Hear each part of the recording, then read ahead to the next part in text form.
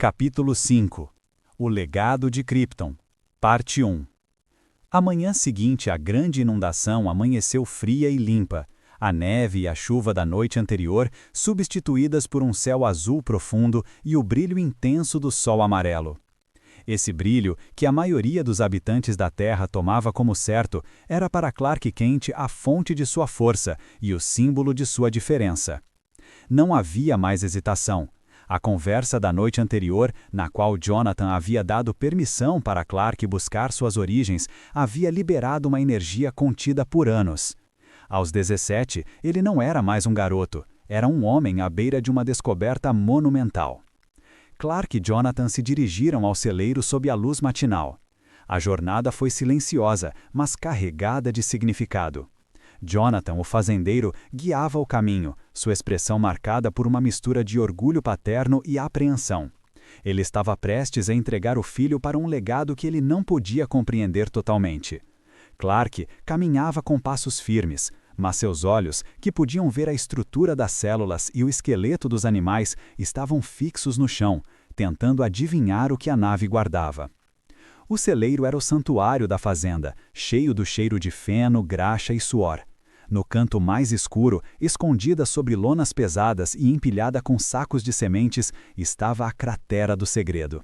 Jonathan removeu a lona com esforço e, em seguida, afastou os sacos de feno que haviam escondido o objeto alienígena por anos. A nave, que outrora fora um casulo de luz e calor, agora estava coberta por uma camada de poeira e teias de aranha, misturada com os restos de feno seco.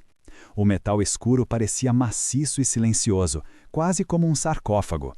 Era uma anomalia em seu ambiente terrestre, uma prova concreta e irrefutável de que Clark não pertencia àquele lugar, mas vinha das estrelas. Clark se aproximou e o fascínio superou qualquer medo. Ele tocou a superfície fria do metal com a ponta dos dedos. A nave estava perfeitamente preservada e funcional, como se tivesse pousado ali no dia anterior. A oxidação da Terra não a havia afetado. A engenharia de Jor-El desafiava o tempo. Ele deu a volta na nave, seus olhos de raio-x percebendo a complexidade interna, os circuitos e o motor de íons adormecido. Clark sentiu um elo, uma conexão inegável com a frieza científica e a forma perfeita do objeto. Jonathan, observando a fascinação do filho, pigarreou. Durante todos esses anos, nunca nos atrevemos a abrir a cabine novamente. Tivemos medo de não entendermos, mas havia algo que sobrou. Ele alcançou o bolso interno de sua jaqueta de trabalho e puxou um objeto envolto em um lenço de algodão. Jonathan o desembrulhou e revelou o cristal-chave. O objeto era simples, mas hipnotizante, um prisma hexagonal de cristal translúcido que capturava a pouca luz do celeiro e a refratava em tons de azul profundo. Não era um cristal geológico, era tecnologia orgânica, fria ao toque. É a única coisa que veio com você, além da roupa de bebê, disse Jonathan, entregando-o a Clark. Estava no painel, perto do assento. Preservamos tudo. Sua mãe escondeu o tecido kryptoniano e eu guardei isso. Senti que era a chave de tudo. Clark pegou o cristal. Ao tocá-lo, sentiu uma estranha ressonância, uma vibração sutil, como se o cristal estivesse dormindo e esperando seu toque por anos. A cautela de Clark deu lugar a uma curiosidade científica impulsionada por sua herança. Ele se virou para a nave. Usando sua supervisão para analisar a arquitetura da cabine, ele localizou o receptor. Não era um slot comum, era uma pequena reentrância na lateral do painel de controle. Com a precisão que sua força kryptoniana lhe permitia agora, Clark inseriu o cristal na nave. O efeito foi imediato e avassalador. A nave, silenciosa e inerte por quase 2 décadas, se ativou com um zumbido de energia que parecia vibrar no próprio ar. A poeira foi soprada por um campo de força interno. Painéis internos deslizaram para fora e para o lado. Luzes de diagnóstico, em cores que Clark nunca havia visto, acenderam-se ao longo do chassi. O centro da cabine, onde o bebê Kal-El havia dormido, transformou-se. O assento se retraiu e do chão da cabine surgiu uma estrutura de projeção holográfica, formada por 3 pilares de luz. O teto da cabine se tornou uma tela escura e profunda. O ambiente se transformou em um laboratório de projeção pessoal, um arquivo de uma civilização morta, esperando o toque de seu último herdeiro. Jonathan recuou, espantado com a complexa sequência tecnológica. Ele viu um mundo de ciência além de sua compreensão, a prova final de que Clark era, de fato, um alienígena sob sua criação. Clark, no entanto, deu um passo à frente, os olhos fixos na projeção. A nave começou a falar. Do alto do projetor, uma voz profunda, autoritária e melódica preencheu o celeiro. Era uma voz que ressoava com a sabedoria de eras, uma voz que Clark nunca ouvira, mas que lhe era estranhamente familiar. Kal-El. O som da primeira palavra foi acompanhado por uma onda de símbolos flutuantes que se projetaram na tela do teto. Eram complexos, angulares e elegantes, a escrita de Krypton. Clark não conseguia entender as palavras, mas sentiu a força da língua desconhecida. Sua primeira reação foi de choque. Ele estava ouvindo a voz de seu pai biológico. Ele estava vendo o idioma de seu povo. Por um instante, o fazendeiro Clark Kent desapareceu e o herdeiro Kal-El emergiu.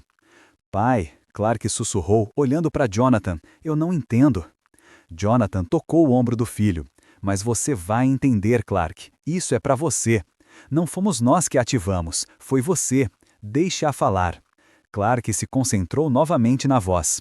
A nave percebeu a falta de resposta linguística e, com uma breve pausa, iniciou uma sequência de tradução em tempo real.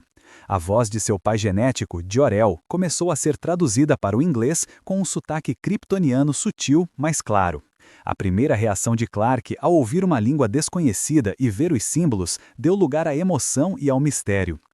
Eu sou Jor-El, disse a voz traduzida, mais fria e mais científica que a voz calorosa de Jonathan, mas carregada de uma gravidade inegável. Se você está ouvindo esta mensagem, significa que o pior aconteceu. Meu nome é Jor-El. Eu era um cientista do planeta Krypton. Eu sou seu pai. A palavra pai atingiu Clark com mais força do que qualquer soco. Os olhos de Clark se encheram de lágrimas. Ele não estava mais lendo um livro de história, ele estava testemunhando a história de sua própria vida. A tela que formava o teto da nave, agora um holograma imersivo, ganhou vida com a complexa e deslumbrante iconografia de um mundo que ele jamais conheceu. Não eram meros símbolos, mas sim as chaves visuais para uma civilização perdida. Os primeiros elementos eram diagramas de arquitetura cristalina, estruturas que desafiavam a gravidade e a lógica da Terra. As formas eram angulares, elegantes e etéreas, compostas por cristais luminosos que pareciam conter luz estelar em seu interior. Estes diagramas detalhavam cidades inteiras, crescendo em geometrias complexas e verticais, com pontes de luz sólida e pináculos que rasgavam a atmosfera. Em seguida, surgiram os esquemas das espaçonaves, naves de design orgânico, com linhas fluidas que ignoravam a aerodinâmica terrestre, propulsionadas por energias que eram ao mesmo tempo escuras e brilhantes. Eram máquinas de propulsão interestelar, projetadas não apenas para viajar, mas para surfar as dobras do espaço-tempo, exibindo o auge da ciência kryptoniana. As imagens se concentraram então nos rostos de seu povo. Eram pessoas altas e dignas, com feições marcadas pela seriedade e pela inteligência inata. Seus olhos, projetados com uma clareza espectral, transmitiam uma antiga sabedoria e um senso de autoridade reservada. Suas vestimentas, complexas e estruturadas, refletiam a hierarquia rígida de sua sociedade. A narrativa visual se aprofundou. Ele viu as imagens do Conselho de Krypton, líderes reunidos em uma câmara circular de vidro e metal cintilante. Suas expressões eram solenes, quase petrificadas, refletindo o peso das decisões que regiam um planeta à beira do abismo. A luz refratava-se através dos painéis de cristal da sala, banhando as figuras em tons frios de azul e branco. A câmera holográfica o levou em um tour imersivo pela cidade de cristal, mostrando as ruas impecáveis, os veículos antigravidade deslizando silenciosamente e as torres de comunicação que se estendiam por quilômetros. Cada estrutura era uma obra de arte tecnológica, perfeita e imaculada. Por fim, o foco se inverteu, mergulhando nas profundezas. Ele viu a rede de túneis subterrâneos, não cavernas, mas passagens reforçadas e vedadas, onde a nave de fuga havia sido construída. A cena era escura e industrial, mas ainda assim tecnologicamente avançada, mostrando as fundações metálicas pesadas e os braços robóticos automatizados que montaram o invólucro de sua arca, protegendo do mundo condenado acima. Jor-El continuou, sua voz narrando a tragédia. A mensagem era clara: ele era o último de sua espécie, uma semente plantada em um mundo novo. A nave não era apenas um meio de transporte, mas um repositório de memória, um farol de uma civilização perdida. Clark se ajoelhou, absorvendo a magnitude da revelação. Aquele momento não era sobre força ou velocidade, era sobre identidade. Ele não era um Kent que havia se tornado especial, ele era um Kal-El que havia sido plantado em solo especial. Ele sabia que o que estava prestes a ver e ouvir mudaria o curso de sua vida, definindo-o para sempre. Capítulo 5. O legado de Krypton, parte 02. No celeiro escuro de Smallville, o projetor de cristal kryptoniano se estabilizou. O zumbido da nave deu lugar a uma presença fria, científica, mas profundamente paternal. Então, a luz se solidificou. O sistema se estabilizou e projetou um holograma de Jor-El no centro da cabine. A imagem era tridimensional, de uma clareza etérea, mas com a substância e o peso da verdade. Jor-El apareceu em toda a sua dignidade kryptoniana, alto, elegante, com uma postura de cientista e visionário. Ele estava vestido com o traje familiar de seu planeta, uma vestimenta branca e azul com o símbolo da Casa de El, um emblema de forma complexa que Clark reconheceu vagamente do painel de controle. O holograma não era interativo. Era uma gravação, um testamento final. Os olhos projetados de Jor-El estavam fixos em um ponto no espaço, mas pareciam olhar diretamente para Clark. A voz de Jor-El, traduzida pela nave, preencheu o silêncio do celeiro, uma voz de história e tragédia. Kal-El. Se você está vendo e entendendo esta mensagem, significa que minha premonição estava correta, e que a minha única esperança, a minha única filha, sobreviveu.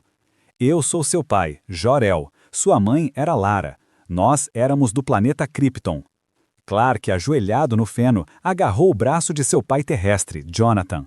Ele absorvia cada palavra, cada imagem que surgia no painel de fundo, um vislumbre rápido de sua mãe, Lara, linda e serena, e depois os arranha-céus de cristal de seu mundo natal.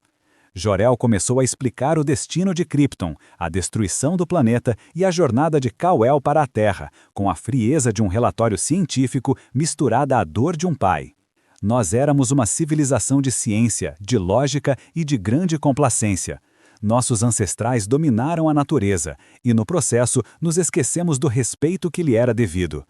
O núcleo de nosso planeta estava em um estado de fissão nuclear descontrolada.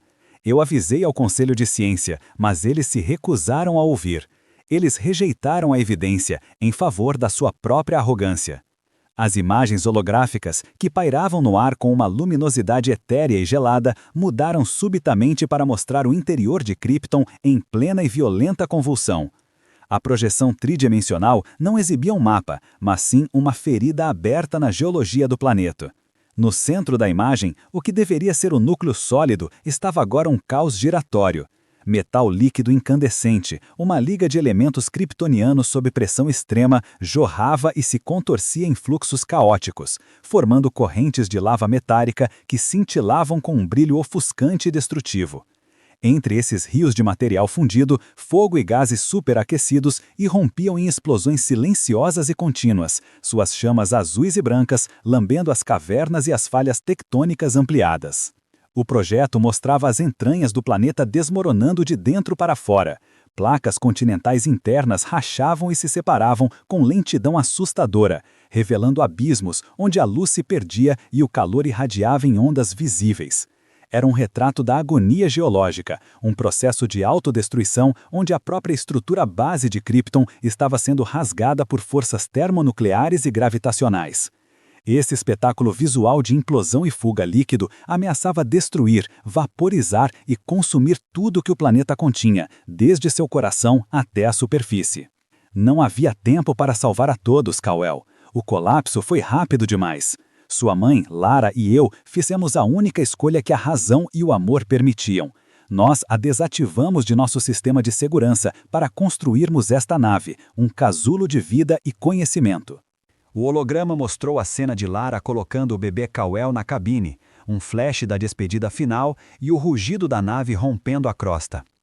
Esta nave foi programada com apenas um destino, um planeta de gravidade baixa orbitando uma estrela amarela que seria beneficiária para sua biologia, um planeta chamado Terra. Jor-El explicou então os efeitos do Sol amarelo, a estrela da Terra. Sob a radiação dessa estrela, seu corpo kryptoniano absorverá energia como uma esponja. Sua constituição física, que em Krypton era apenas ligeiramente superior, aqui será dotada de uma força, velocidade e durabilidade que os habitantes locais verão como sobrenaturais. Você terá o poder de um deus. A narração fez uma pausa para a revelação de Brainiac, o ponto mais sombrio da traição. O holograma de Jor-El assumiu uma expressão de pura decepção. Mas Krypton não foi destruído apenas por sua própria teimosia geológica. Foi traído. Nosso maior sistema de inteligência, o computador central conhecido como Brainiac. O rosto pálido e frio de Brainiac apareceu flutuando ao lado do holograma de Jor-El, um contraste imediato entre a emoção e a lógica pura. Ele nos traiu, continuou Jor-El. Brainiac sabia da destruição iminente, mas ele não buscou a salvação de nosso povo. Em vez disso, ele usou o tempo que tínhamos para coletar e digitalizar todo o nosso conhecimento, toda a nossa ciência, toda a nossa história. Ele roubou nossa cultura. A imagem mudou para mostrar Brainiac se ejetando do planeta em sua própria unidade móvel, enquanto a população permanecia ignorante. Ele não queria que o conhecimento de Krypton se perdesse no caos, mas ele também não queria que ele fosse compartilhado. Brainiac viu a catástrofe como um ato de preservação egoísta de sua própria base de dados. Ele é o verdadeiro último filho de Krypton, o guardião de nossa ciência sem alma. E ele está lá fora, Kal-El, viajando pelo universo, com o potencial de destruir outros mundos se considerar que eles ameaçam a pureza de sua informação. Clark estremeceu. Não era apenas uma tragédia, era uma missão. Ele tinha um inimigo, o vilão que destruiu seu lar, e o nome dele era Brainiac. O tom de Jor-El mudou, tornando-se mais solene. Ele chegou ao propósito da mensagem e do holograma. Nós não o enviamos para a Terra para que você fosse um conquistador, ou para que se misturasse e esquecesse. Nós o enviamos com um propósito que agora transcende a nossa própria civilização. Você foi criado pelos Kents e você tem o coração da Terra. Você aprenderá a moralidade, a compaixão e o valor da vida com eles. Mas você tem os dons de Krypton. Seu destino não é o nosso passado. Seu destino é o futuro desse novo mundo. Jor-El instrui Clark a usar seus poderes para o bem da humanidade. Você terá que se esconder, mas você não pode se inibir.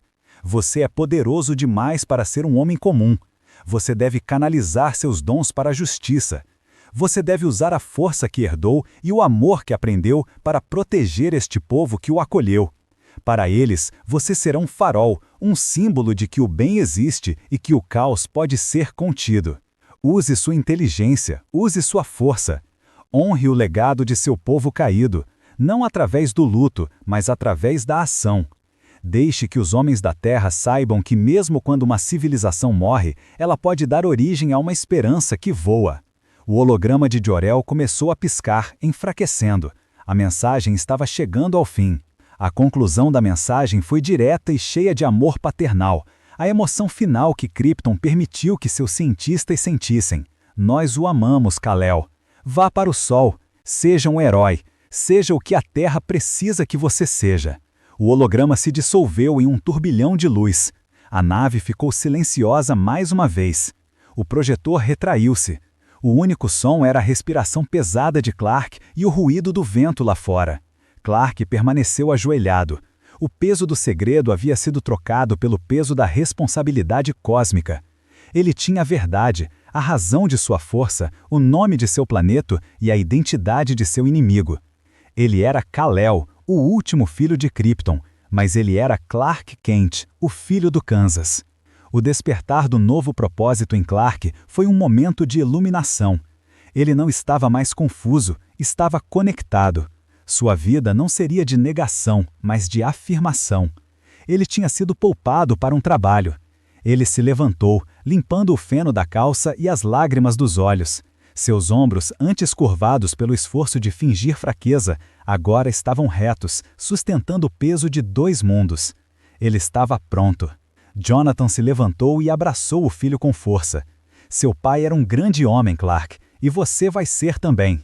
Clark olhou para a nave, depois para Jonathan, e sua voz, agora firme e cheia de convicção, ecoou o destino que acabara de aceitar. Eu preciso sair daqui, pai. Smallville me salvou e me deu amor, mas Metrópolis é grande. É lá que eu posso usar isso. Lá eu posso ser quem eu realmente sou.